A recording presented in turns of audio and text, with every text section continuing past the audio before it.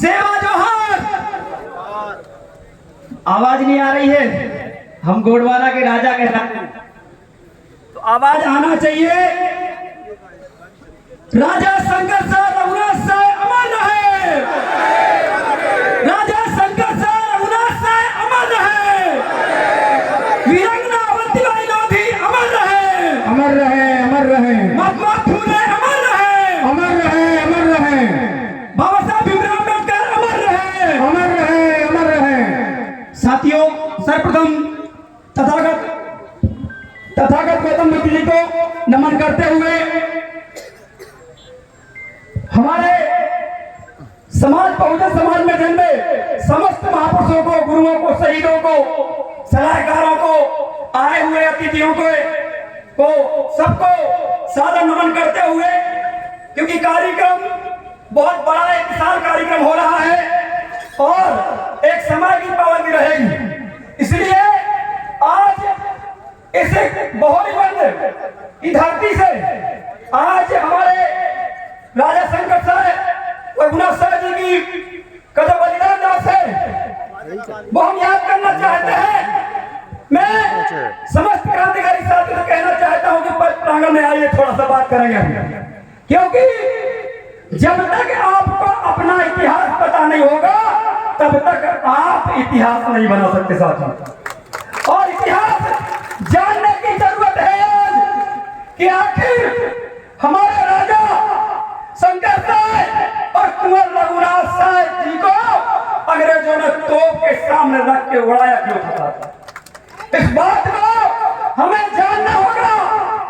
हमें ये हमारे शरीर पे रोंगटे खड़े हो रहे हैं कि वो कितने शेर दिन, कितने अपने समाज को चाहने वाले, इस भारत भूमि को चाहने वाले थे कि उन्होंने गुलामी स्वीकार नहीं करी, किसी प्रकार का प्रलोभन स्वीकार नहीं किया।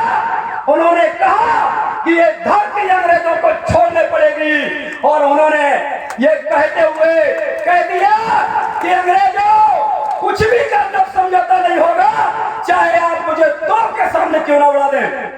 ये बात आप इमेजिन करो, सोचो कि वो जब अंग्रेज उनके पास जाते हैं और जब ये प्रस्ताव रखा गया कि हमको जागीर चाहिए कि हमारी गुलामी चाहिए, तो उन्होंने कहा हम तो राजा हैं, तुम गुलाम हो और तुमको यहाँ से खदेड़ा जाएगा, हमें तोप के सामने खड़ा करके उड़ा दो, लेकिन हमारी क्रांतिकारी औलादें जो आने वाली हैं आपको खदेड़ने का काम करेंगी साथ।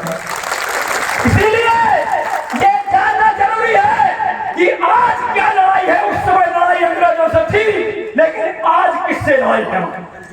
आज भी एक लड़ाई चल रही है, आज भी कहीं न कहीं हम गुलामी की जंजीरों में जकड़ चुके हैं साथी।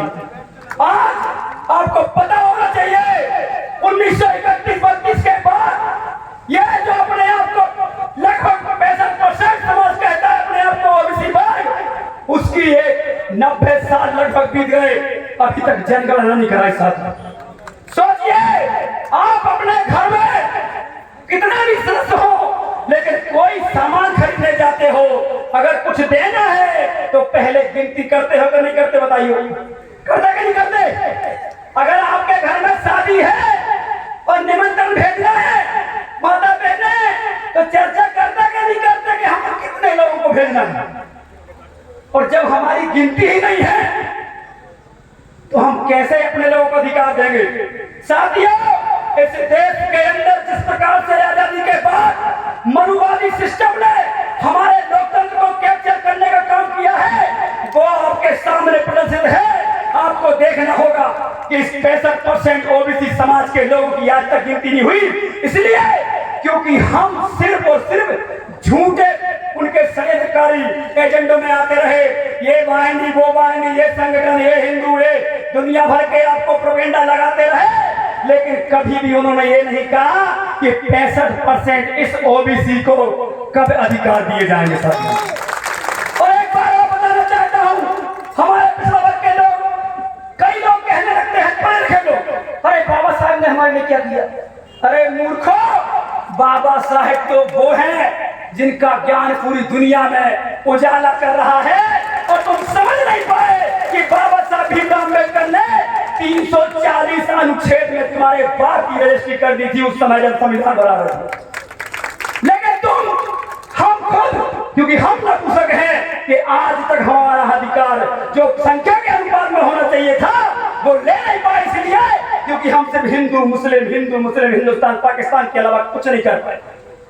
सड़कों पे हमारे आंदोलन होना चाहिए जाति जनगणना के लिए, प्रमोशन में आरक्षण के लिए, ओबीसी की जो संख्या इस देश के अंदर आज 4123 विधायक बनते और हमारी संख्या की गिनती हो जाए तो 2900 विधायक पूरे देश में बनेंगे। लेकिन आज की स्थिति में सिर्फ और सिर्फ 400 से 500 बनते हैं। अब सोचिए, जो विधायक बनेगा उसके पास सरकारी सुविधाएं आती हैं, उसके बाद अधिकारी आते हैं, उसका काम आता है, तो वो अपने लोगों को करेगा कि नहीं करेगा? भला करेगा कि नहीं करेगा? लेकिन अभी क्या हो रहा?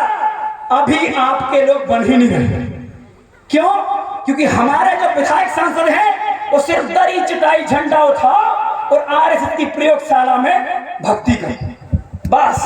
इससे अलावा कुछ नहीं है, इसके अलावा कुछ भी नहीं है।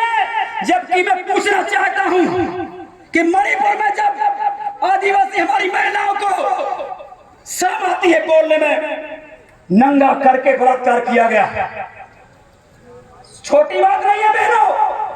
इस लोकतंत्र में जब इस देश का सबसे पावरफुल प्रधानमंत्री है, उसके रहते हुए ऐसी नपुंसक चीजें हो रही है साहब, छोटी बात नहीं है। लेकिन हमारे हिंदूवादी संगठन, किसी ने क्या कोई आंदोलन किया? क्या यहाँ सीधी में जो कांड किया